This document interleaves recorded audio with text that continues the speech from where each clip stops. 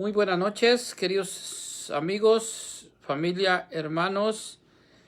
Bueno, vamos a esperar que ya se conecten algunos hermanitos que ya se están conectando. Bueno, ahora vamos a hablar un tema muy importante, que es bien importante que pues los católicos conozcamos acerca de la historia.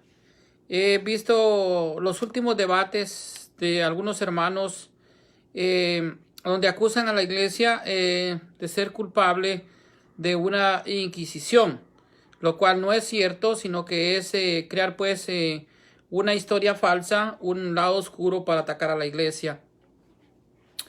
Lo que es la Inquisición fue protestante.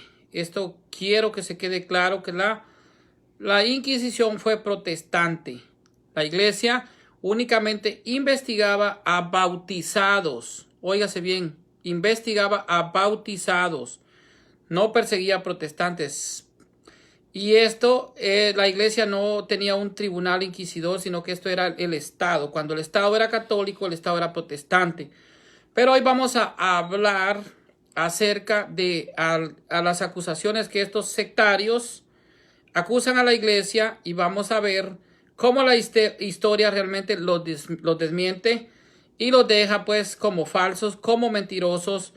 Y vamos a leer de todo lo que ha pasado, o parte de lo que ha pasado, porque no podemos leerlo todo, pero vamos a ver exactamente si en verdad ellos son unos santitos, si son salvos, siempre salvos, como ellos se mencionan.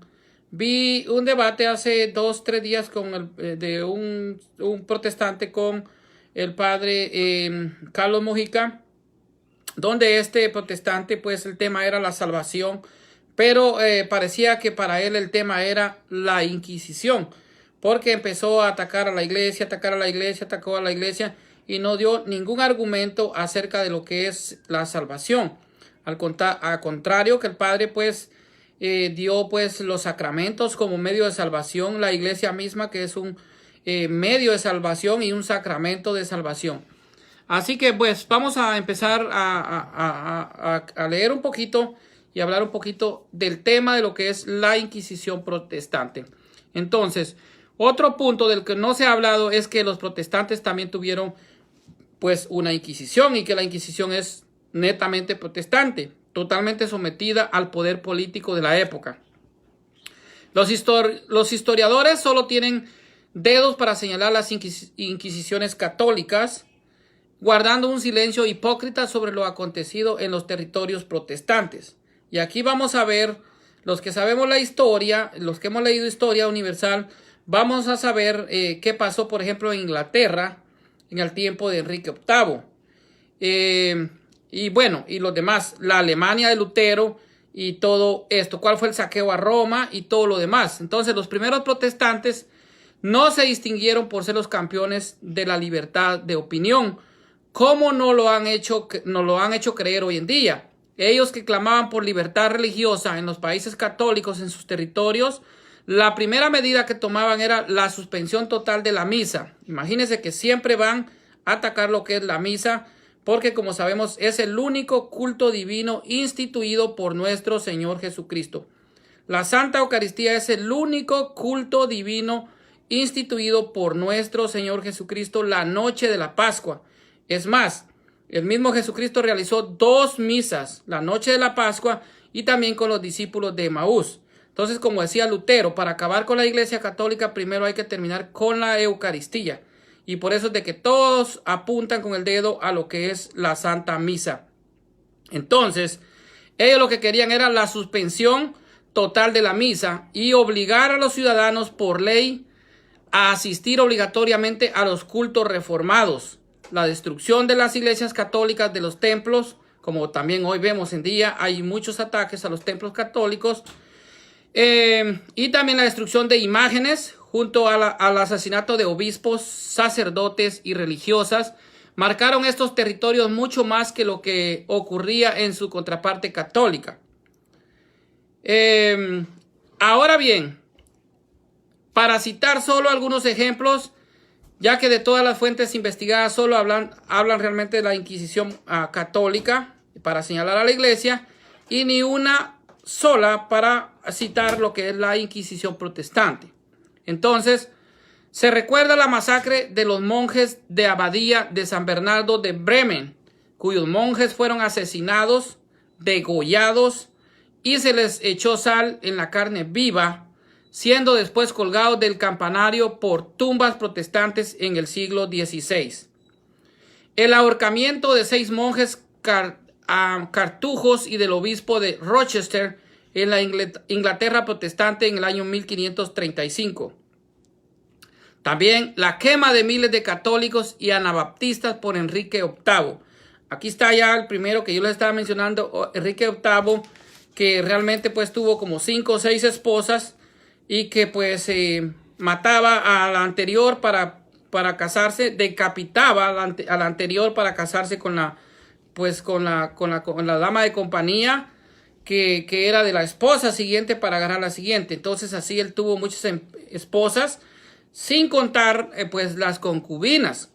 Entonces también se dio la quema de miles de católicos, como ya dije, y anabaptistas por parte de Enrique VIII en el siglo XVI, siendo su hija católica María la que heredó el título de María la Sanguinaria. Óigase bien, la hija de Enrique VIII heredó el título de María la Sanguinaria. La quema en la hoguera de Juan Server, el descubridor de la circulación de la sangre en Ginebra.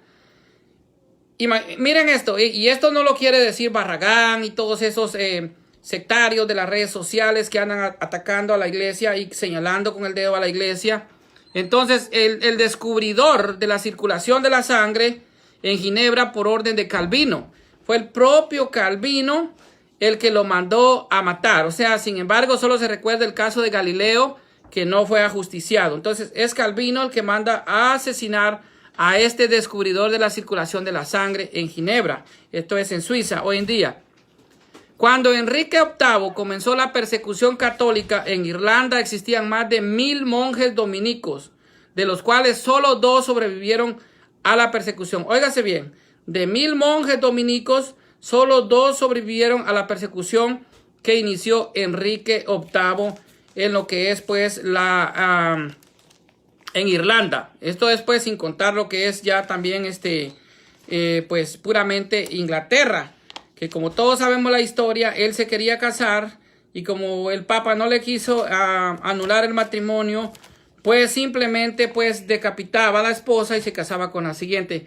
Así pasó con Catalina de Aragón, que era su primera esposa, pues y luego se casó con Ana Bolena y decapitó a Ana Bolena y luego se casó con Juana Seymour, que era la tercera esposa, y lo mismo hacía con la anterior y se casaba pues con otra que era también de nombre Ana de Clayberis, y esta sería la cuarta. La número 5 sería Catalina de Howard, que también fue decapitada. Casi todas fueron decapitadas por Enrique VIII, que era el rey de Inglaterra. Y también por último pues Catalina Parr, que fue la única de las esposas que sobrevivió. Hasta aquí yo le mencioné 6 esposas de Enrique VIII y que asesinaba y las mataba para casarse con una siguiente. Siempre que se enamoraba con esa, pues les quitaba la cabeza. Es el caso de Ana Bolena y todas, la mayoría de las esposas de Enrique VIII. Ahora bien, en la época de la protestante Isabel, alrededor de 800 católicos eran asesinados por año. Óigase bien, alrededor, un promedio de 800 católicos eran asesinados por años en el tiempo de la protestante Isabel. Hay un historiador protestante, y esto no lo dice el Merarana, sino hay un historiador protestante que se llama Henry Hallam. Ustedes lo pueden buscar en el internet o pueden buscar sus libros. Henry Hallam dice: la tortura y la ejecución de los jesuitas en el reinado de Isabel Tudor fue caracterizado por el salvajismo y el prejuicio. Un acto del Parlamento inglés decretó en el año 1652 que cada sacerdote romano debe ser colgado y decapitado y desmembrado y después quemado y sus cabezas expuestas en un poste en un lugar público. Este era un decreto, era una ley que había sacado pues el Parlamento inglés.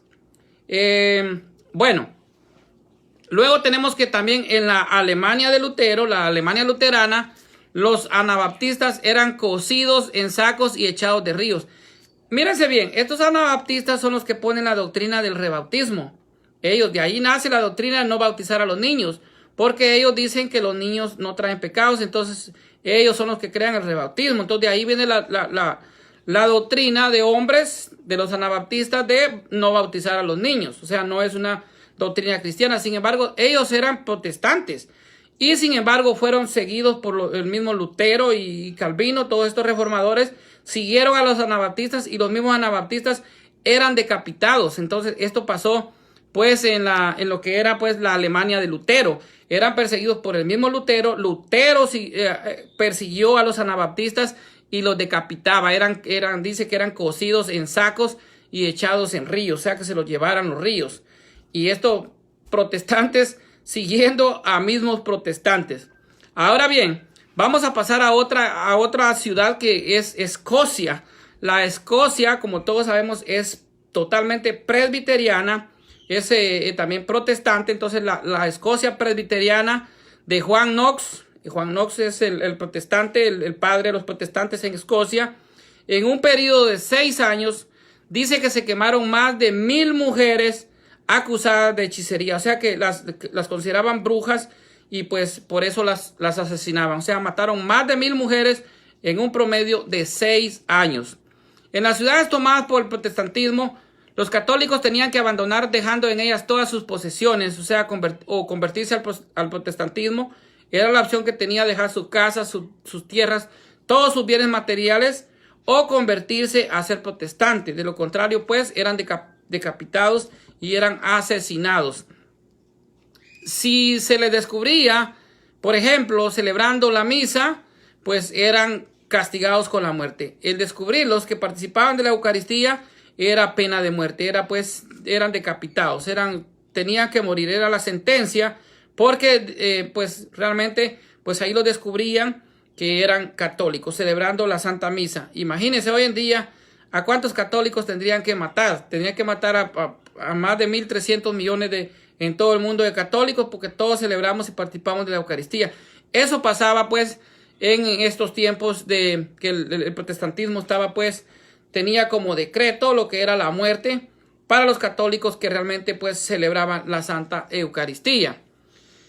Entonces, volvemos aquí a la mitología protestante. Es un mito protestante que realmente que la táctica de la tortura fue un arma católica de la Inquisición, como afirman pues los sectarios en las redes sociales. Lógicamente, pues están creando un muñeco de paja, una historia falsa para señalar a la iglesia. Entonces, este es un mito que ellos utilizan. Por ejemplo, Jensen, que es un escritor de la época, cita a un testigo el cual dice: el teólogo protestante Mayfar describe la tortura que él personalmente presenció. Un español y un italiano fueron los que sufrieron esta bestialidad y brutalidad. En los países católicos no se condena a un asesino, a un incestuoso o a un adúltero a más de 1 hora de tortura. Pero en Alemania la tortura se mantiene por todo un día y una noche y hasta por 2 días más. Algunas veces hasta por 4 días, después de los cuales se comienza de nuevo. Es una historia exacta y horrible que no se puede presenciar sin aún estremecerse. O sea, el que está hablando aquí realmente es como un testigo pues presencial. El mismo Jensen, y ustedes lo pueden buscar en el internet, Jensen nos da este dato. Dice en Augsburgo, en el año 1528, estamos hablando pues de la Alemania de Lutero. Seguimos ahí. En el año 1528, cerca de 170 anabaptistas de ambos sexos fueron puestos en prisión por orden del ayuntamiento, o sea, por orden municipal. Muchos de ellos fueron quemados vivos, otros fueron marcados con hierros candentes en la mejilla o sus lenguas fueron cortadas. O sea, era una tortura impuesta por la Alemania de Martín Lutero en el año 1528. Óigase bien, cómo Lutero persiguió a los mismos anabaptistas, que son pues ramas que están naciendo de ellos, como Calvino y pues estos anabaptistas, y son quemados. Estamos hablando pues de 170 personas pues anabaptistas que pues queman queman, dice, y mire, lo usaban como realmente como que eran bestias, porque les ponían algo con que marcaba la piel con fuego, como le ponen el hierro al ganado a un caballo o a una mula. Dice entonces marcados con hierros candentes en la mejilla, o sea, se lo ponían en la mejilla o sus lenguas les cortaban la lengua. Era una forma de torturar a los anabaptistas. O sea, pues los mismos luteranos persiguen a los anabaptistas, que como ya dije, son pues los que pues crean la doctrina de no bautizar a los niños. En Augsburgo, el 18 de enero del año 1537, oiga bien esto, el Consejo Municipal, sigo hablando pues de ayuntamiento, o el Consejo Municipal, el alcalde, como hoy son el alcalde y los consejeros. Entonces, en el ayuntamiento público, un decreto donde se prohibía el culto católico, o sea, la misa, y se les daba 8 días para que los católicos abandonaran la ciudad. Pasado ese término, se envió a los soldados a perseguir a los que no aceptaron la nueva fe. Se tomaron las iglesias y monasterios, se destruyeron las imágenes y los altares. Frankfurt emitió una ley parecida y la total suspensión del culto católico, o sea, la misa, se extendió a todos los estados alemanes y después realmente pues se tacha ahora pues a la iglesia de intransigente, de ser pues la ejecutora de una inquisición que no fue católica, fue protestante, y aquí se lo estoy demostrando con la historia. En el año 1530, en sus comentarios al Salmo 80, Lutero aconsejaba a los gobiernos que aplicaran la pena de muerte a todos los herejes. Óigase bien, era el mismo Lutero en su comentario al Salmo 80 que aconsejaba a los gobiernos que aplicaran la pena de muerte a todos los herejes. Obviamente para Lutero los católicos eran herejes. ¿Por qué? Porque no aceptaban lo que era el protestantismo y lógicamente pues sus 95 tesis que se había revelado contra la iglesia. Ahora vamos a hablar un poco también de Zwinglio, en el distrito de Torgau, en Suiza. Un misionero pues de Zwinglio, admirador de Zwinglio, al frente de una turba protestante, dice, saqueó, masacró y destruyó el monasterio local. El mismo Erasmo se aterró de ver a piadosos fieles excitados por sus predicadores protestantes salir de la iglesia como posesos con la ira y la rabia pintada en el rostro, como guerreros animados por un general. El mismo Erasmus le comenta en una carta a Pickheimer lo siguiente: los herreros y obreros quitaron las pinturas de las iglesias, las imágenes, y lanzaron tales insultos a imágenes de los santos y al de la Virgen y al mismo crucifijo, que es harto sorprendente que no hubiese un milagro. No quedó ni una estatua en iglesias ni monasterios. Todo lo que podía arder fue arrojado al fuego y el resto reducido a fragmentos, pero nada se salvó. O sea, era una persecución enorme hacia la iglesia católica. En Zurich, en la Zurich protestante, se ordenó quitar todas las imágenes religiosas, religias y adornos de las iglesias, y hasta el órgano fue desterrado. La catedral quedó desnuda como lo está hasta hoy. A los católicos se les inhabilitó para ocupar cargos públicos. La asistencia a la misa se castigaba con una multa la primera vez y penas más severas a los reincidentes hasta llegar a la muerte.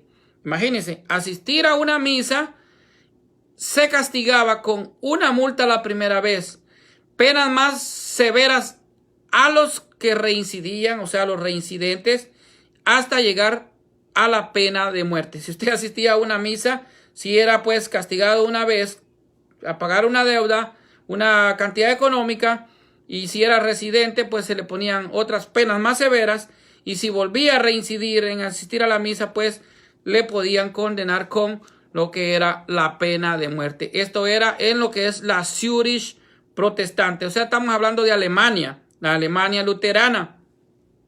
En Leipzig, el 4 de abril del año 1525, 3,000 campesinos guiados por un ex sacerdote toman la ciudad, saquearon la iglesia, asesinaron a católicos e hicieron sacrilegios en el altar con profanación de los sacramentos.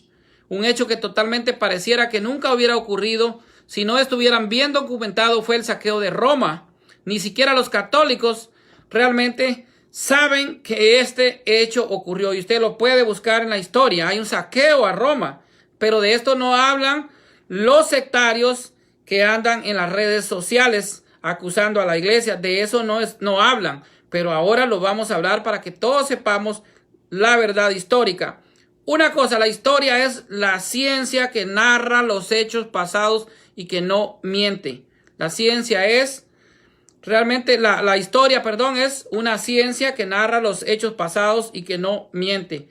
Entonces, ahora vamos a hablar cómo realmente pues sucedió el saqueo a Roma. El saqueo de Roma fue uno de los episodios más sangrientos del Renacimiento. El día 6 de mayo del año 1527, los miembros de los legionarios luteranos del ejército imperial de Carlos V se sublevaron y tomaron por asalto la ciudad de Roma. Unos 18,000 lansquenetes se lanzaron durante semanas a la más viciosa de las represiones, generando una orgía de sangre por la que pasaron historiadores alegremente sin prestar atención. Un texto veneciano dice de este saqueo: el infierno no es nada si se le compara con la visión de la Roma actual. Imagínense, no es nada el infierno comparado con los sufrimientos que estaba pasando Roma en ese tiempo. Los soldados luteranos declararon a Lutero papá de Roma. Estos son algunos resultados ante los cuales la historia de algunos eruditos callan. Algunos eruditos callan, pero otros sectarios andan ahí en las redes enseñando mentiras, haciendo inventos y creando historias negras en contra de la iglesia. Pero la verdad de la historia, eso no lo dicen, se quedan calladitos. ¿Por qué? Porque no les conviene. Ahora bien, todos los enfermos del Hospital Espíritu Santo fueron masacrados en sus camas. De los 55,000 habitantes que contaba Roma, solo sobrevivieron 19,000. Tome nota, réstele, agarre una calculadora y réstele. De 55,000 miembros que habían, enfermos que habían en hospitales, en todo lo que era Roma, únicamente sobrevivieron 19,000. Si usted viene y hace la suma aritmética, le va a dar aproximadamente unos 36,000, 36,000 asesinados ese día por ejército luterano. O sea, de 55,000, solo 19,000 sobrevivieron a esos ataques de este ejército luterano. Las pérdidas fueron de 10 millones de ducanos, suma astronómica en la época. Los palacios fueron volados a cañonazos con sus habitantes dentro. Las cabezas de los apóstoles San Juan y San Andrés sirvieron para jugar las tropas. El río llevaba cientos de cadáveres de religiosas, laicas y niñas violadas y con lanzas incrustadas en su sexo. Las iglesias y San Pedro fueron convertidos en establos y misas profanadas con prostitutas. Se parodiaban por la sodadesca. Dice Gregoribus al respecto: algunos soldados borrachos pusieron a unos asnos unos ornamentos sacerdotales y obligaron a un sacerdote a darle la comunión. Imagínense, profanaban el cuerpo de Cristo. O sea, estaban en contra de lo que es la Santa Eucaristía. El diablo siempre ha atacado la Santa Eucaristía porque sabe que Jesucristo está real en cuerpo, alma y divinidad. O sea, está presente en las especies del pan y el vino. Lógicamente, después de la transustanciación, las especies del pan y vino se convierten en el cuerpo y la sangre de Cristo. Y estos profanaban lo que es el cuerpo y la sangre de Cristo y obligaron a un sacerdote a darle la comunión a un burro. El desventurado sacerdote engulló la forma y sus verdugos le dieron muerte con horribles tormentos. Cuenta de que eran mal interpretadas por los reformadores o por el pueblo sin preparación religiosa. En 1518 el Papa León X emitió una bula pontificia donde aclaraba las indulgencias y su uso. En esta se rechazaba mucho de los méritos atribuidos a estas. Las indulgencias no perdonaban los pecados ni las culpas, sino solo las penitencias terrenales, que la iglesia, óigase bien, no un gobernante secular, había impuesto en cuanto a librar las almas del purgatorio. El poder del Papa se limitaba a las plegarias en que suplicaba a Dios que aplicara al alma de un difunto el excedente del mérito de Cristo y los santos. O sea, pues pedir piedad, o sea, pedir misericordia a Dios. La reforma en Alemania, esto usted lo puede leer, la reforma en Alemania de Will Durant. Ahí puede ver todo esto que yo le estoy hablando en este momento. Entonces, de nada sirvió. La reforma siguió su curso. La forma de pensar de los reformadores fueron extremadamente violentas y muchas veces fue un llamado al crimen. Así vemos que Lutero en el año 1520 escribía en su epítome: si Roma así lo cree y enseña, a sabiendas de papas y cardenales, declaró francamente que el verdadero anticristo está entronizado en el templo de Dios y reina en Roma, la empurpurada Babilonia, y que la curia es la sinagoga de Satanás. Si la furia de los romanistas no cesa, no quedará otro remedio sino que los emperadores, reyes y príncipes rodeados de fuerzas y armas ataquen a esta plaga del mundo y resuelvan el asunto no ya con palabras, sino con la espada. Si castigamos a los ladrones con la horca, a los solteadores con la espada, a los herejes con la hoguera, ¿por qué con mayor razón no atacamos con las armas a estos maestros de perdición, a esos cardenales, a esos papas, a toda esa cima de la Sodoma romana que ha corrompido perpetuamente a la iglesia de Dios, y nos lavamos las manos en su sangre? O sea, si vemos, Martín Lutero llamaba a la violencia y mandaba o ordenaba a matar sacerdotes, obispos y también a papas. Esto es lo que está diciendo en ese epítome que emitió Lutero en el año 1520. Y él creía de que con esto iban a ser héroes y que iban a salir victoriosos y que realmente iban a destruir a la iglesia. Cosa que 2000 años o 500 años, porque Lutero la reforma fue hace 502 años. Entonces estamos hablando que 500 años después de Lutero, aún contando desde Cristo para acá, la iglesia tiene 2000 años y sigue firme, porque la iglesia realmente está amparada y sostenida por Jesucristo. Por eso dice, yo estaré con ustedes todos los días hasta el fin del mundo. Y en Mateo 16:18 dice, y las fuerzas del infierno no prevalecerán contra mi iglesia. Ahora bien, sería mejor que se asesinase a todos los obispos. Sigo con las palabras de Lutero. Lo que Lutero decía, sería mejor que se asesinara a todos los obispos y arrasase a todas las fundaciones y claustros, que no se destruyese un alma sola, para no hablar ya que de todas las almas se perdiesen para salvar sus indignos fraudes e idolatrías. ¿Qué utilidad tienen los que así viven en la lujuria, alimentándose con el sudor y la sangre de los demás? En su folleto contra la horda de campesinos que robaban y asesinaban, Lutero decía a los príncipes, estas son palabras de Lutero: empuñar rápidamente la espada, pues un príncipe o señor debe recordar, en este caso, que es el ministro de Dios y servidor de su ira. Escribía a los Romanos 13, a quien se le entregó la espada para emplearla contra tales hombres, si puede castigar y no lo hace, aunque el castigo consista en privar de la vida, o sea, para matar. Está diciendo, se le dio la arma para matar, o sea, para privar la vida y derramar sangre, es culpable de todos los asesinatos y todo el mal que esos hombres cometen. Lutero escribía en julio del año 1525 su carta abierta sobre el libro duro contra los campesinos.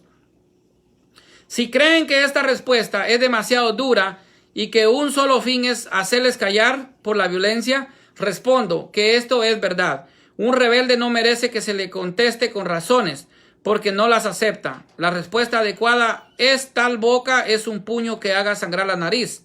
Los campesinos no quieren escuchar. Hay que abrirle los oídos con balas hasta que salten sus cabezas. El que no quiera escuchar la palabra de Dios cuando se le dice con bondad, ha de escuchar al verdugo cuando llega con su hacha. No quiero oír ni saber nada de misericordia. Estas son palabras de Lutero. Así que ahí tienen a sus padres los protestantes mandando a asesinar. El mandamiento dice no matarás, pero Lutero estaba mandando a asesinar. Sobre los judíos decía Lutero, en sus famosas charlas de sobremesa. Arrójenle quien quiera que pueda azufre y alquitrán. Si uno pudiera echarles fuego del infierno, tanto mejor. Y esto debe hacerse en honor a nuestro Señor y del cristianismo. Sean sus casas astilladas y destruidas. Seanles quitados sus libros de oraciones y talmudes, y también toda su Biblia. Prohíbase a sus rabinos la enseñanza, so pena de muerte de ahora en adelante. Y si todo esto fuera poco, sean expulsados del país como perros rabiosos. Y aún así se acusa a la Iglesia Católica de ser antisemita. Y se tacha las palabras de perdón del Papa de flojas, quien de la Iglesia Luterana ha pedido perdón a los judíos. Esto también vamos a ver lo que pasaba en Willibald Pirkheimer, que dijo en el año 1529 sobre la Reforma. Bueno, ya vimos todo lo de Lutero, la historia negra de Lutero, el mandar a matar y todo lo más. Ahora vamos a ver lo siguiente. Dice, no niego que al principio todos los actos de Lutero no parecieran ser vanos, pues a ningún hombre podía complacer.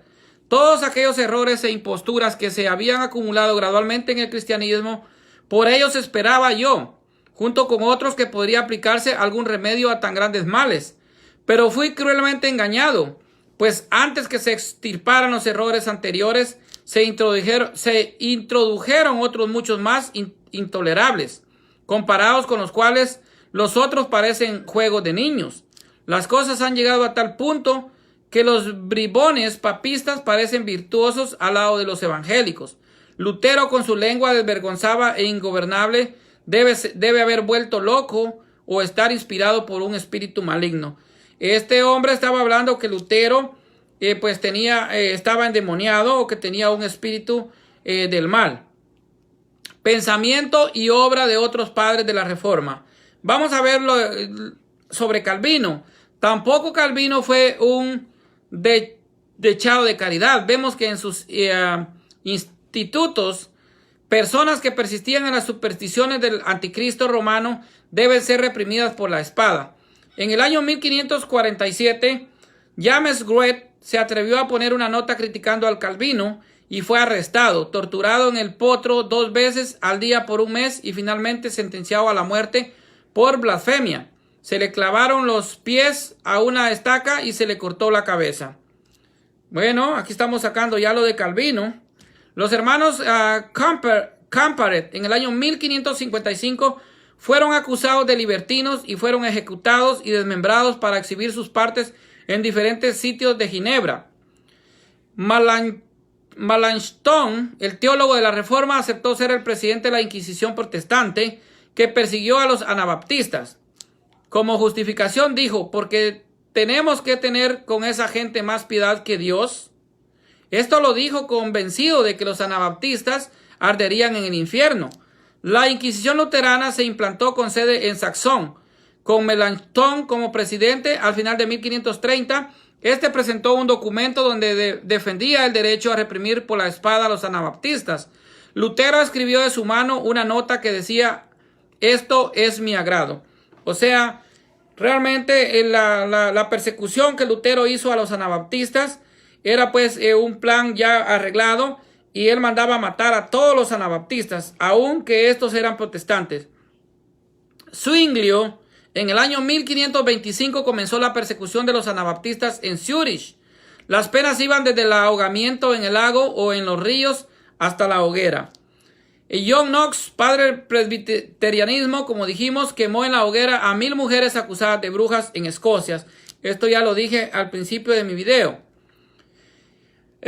Rousseau dijo de la Reforma fue intolerante. Desde su cuna y sus autores se cuentan entre los grandes represores de la humanidad. En su filosofía positiva decía, la intolerancia del protestantismo con certeza no fue menor que la del catolicismo y ciertamente más reprochable y más severa. Bueno, aquí están hablando filósofos protestantes, hablando pues realmente de lo que es la Inquisición protestante. La violencia no solo se ejerció con los católicos, los reformadores fueron entre sí enormemente violentos.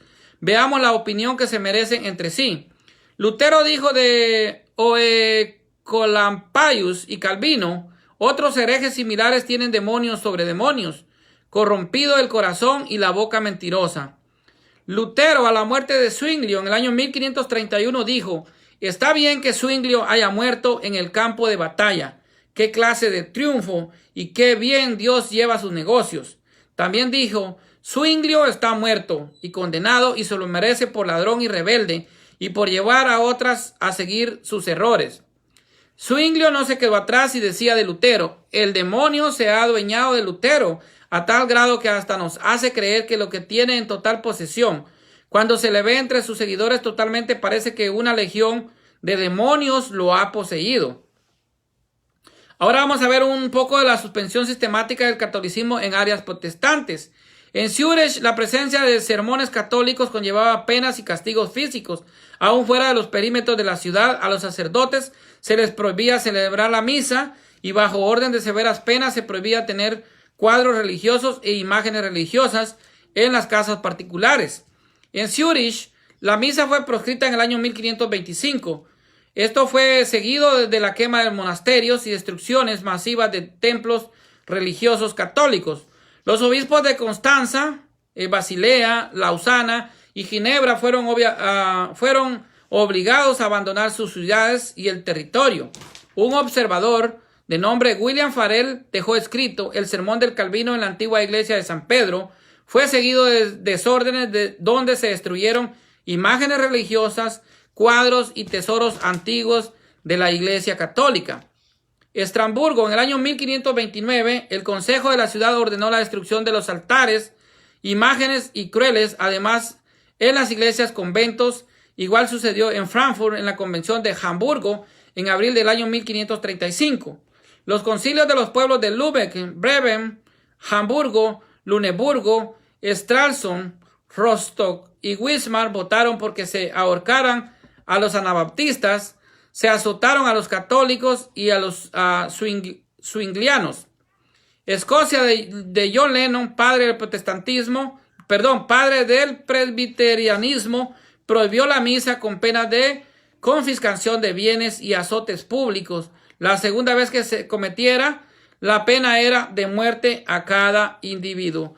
Bueno, como ya vimos aquí, les mostré pues una historia pues bastante conmovedora de lo que es la Inquisición protestante, y esta es la respuesta a estos que andan en las redes sociales señalando y creando historias negras contra la iglesia.